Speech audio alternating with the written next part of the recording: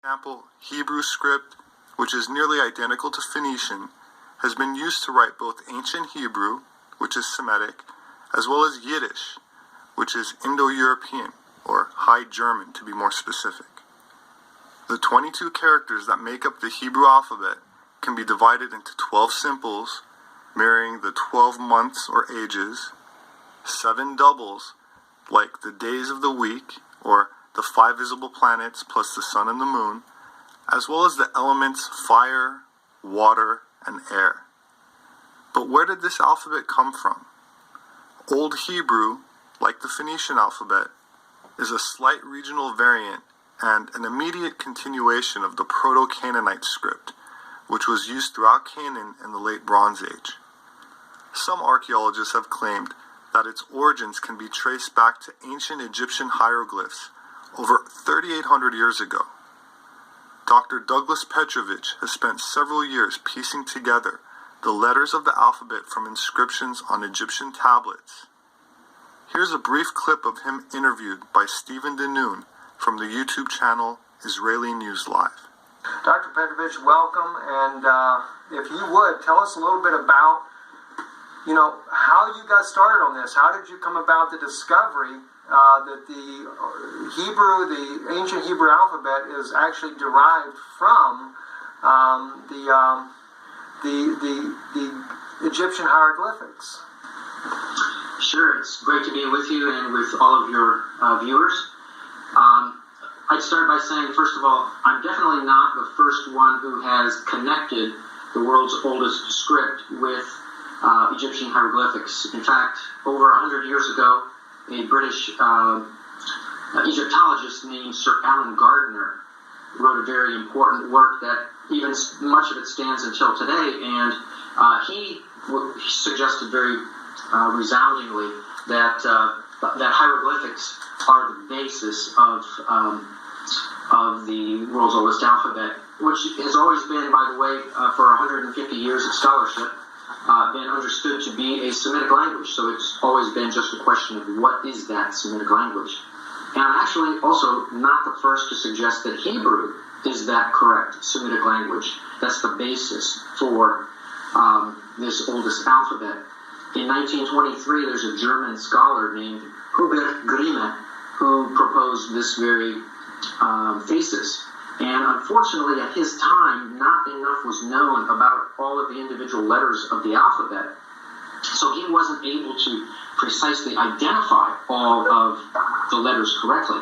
And if you're missing or you have wrong a few of the letters, that obviously you can understand is going to cause big problems for correctly deciphering the inscriptions, whatever Semitic language it is.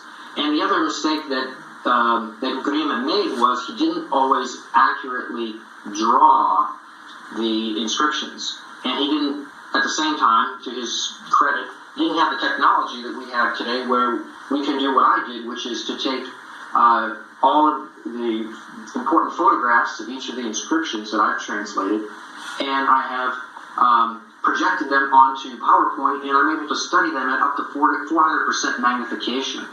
And that allows me also to make a very precise computer-aided drawing that can be manipulated after you first try to draw it. So you can keep correcting it until you have it exactly right. As for how I was able to make these connections, it's really kind of by accident. I was just studying Syro-Palestinian archaeology and kind of stumbled into evidence for the Israelite occupation in Egypt before the Exodus, which translates to 1876 to 1446 BC.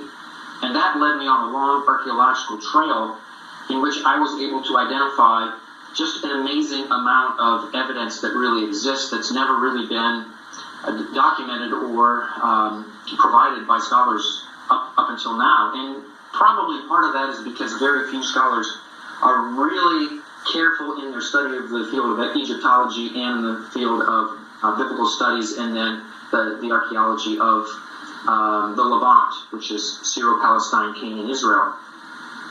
So In my case, I was able to not only find material cultural evidence such as ceramics and tools and weapons and architecture, but also inscriptional evidence with which I was able to identify several very important biblical figures. We have a picture both of or a photo of the inscription and then a representation of my drawing of it as well.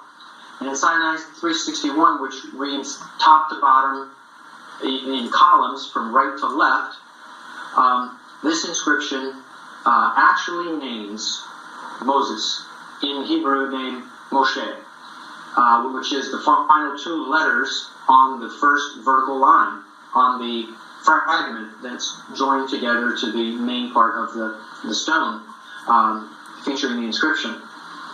And what it says is, how it reads is, our bound servitude had lingered. Moses then provoked astonishment. It is a year of astonishment because of the lady. And the lady refers to a foreign deity, also known as Baalat, the she Baal. So she is the consort of the storm god from the Levant, who's considered the chief of the gods.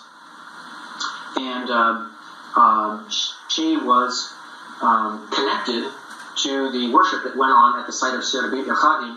In fact, she had a temple there under her Egyptian name because the Egyptians connected her with Hathor.